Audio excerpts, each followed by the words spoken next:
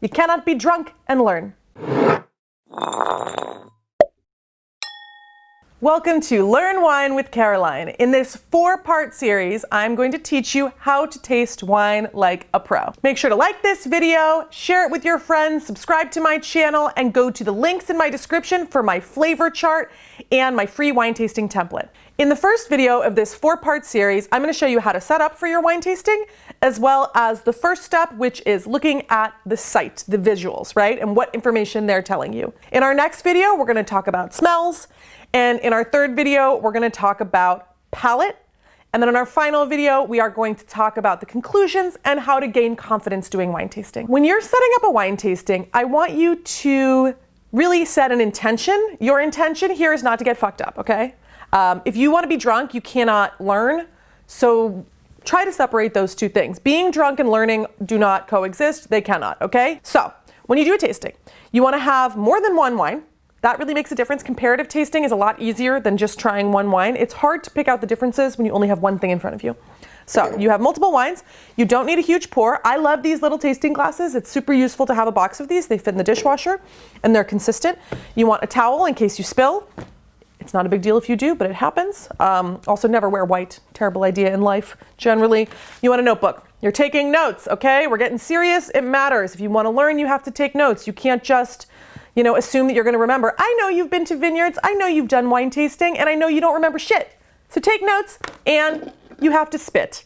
And people don't want to spit. I'm not telling you to spit when you're at a party. I'm not telling you to spit when you're out to dinner. I'm telling you to spit when you're attempting to learn something. Because remember, point number 1, you cannot be drunk and learn. So this is our tasting setup, right?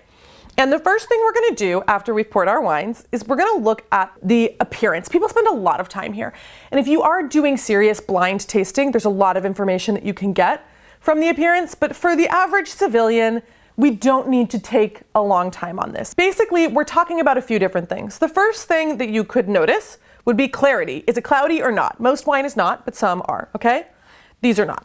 Then it's the opacity. This really refers more to reds than whites. Whites are generally fully transparent, right? Reds will have an opacity level. And then we're looking at the color itself. When we look at color, we want to look against a white background.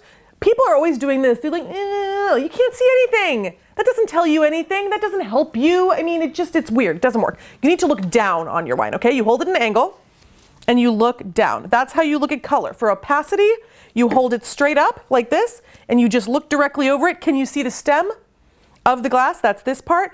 This wine, I can see right through it. It's pretty pale. It is not a very dark wine. Let's look at this guy, okay? This is also pretty pale. If I had one that was really inky, I would say it's opaque. And I'm going to be in here. I'm going to take my little note. I write wine 1, wine 2, pale, pale. Great. Okay, then we're going to look at the color. People love to get really flowery about this. You do what you want. I am not here to be like, it's garnet with a hint of raspberry. Like, I don't care. This one's a little bit more purple than this one. So I'm going to call this one ruby and this one bricky. If you really want color charts, you can find them online. I don't care that much. Purplish. It's going to work for me. Bricky. Okay. Then that's about it. If you have really strong legs, you can talk about that. The legs are the drippy things that come down the side.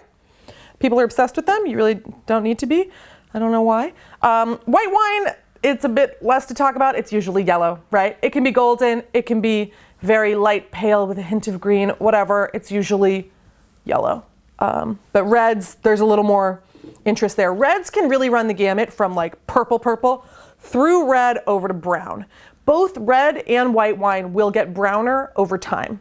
That's just oxidation. If you leave a cut banana out on the counter, it will also go brown, right? Right.